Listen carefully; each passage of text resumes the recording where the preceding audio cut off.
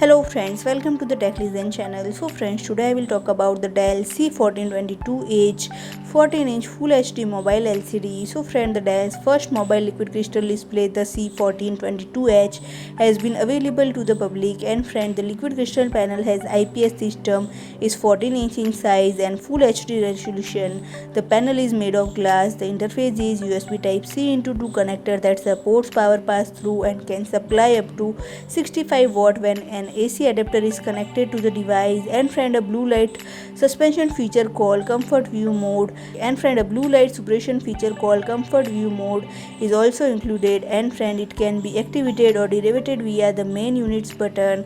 And friend, the color Gamut Ntsc 22%, maximum display color 16.7 million colors, viewing angle horizontal or vertical is 178 degree, brightness is 300 cadmium per meter square, contrast ratio 700 jam1, 322.37 mm in width, 14.3 mm in depth, and friend 202.69 mm in height, and it weighs about 590 grams only.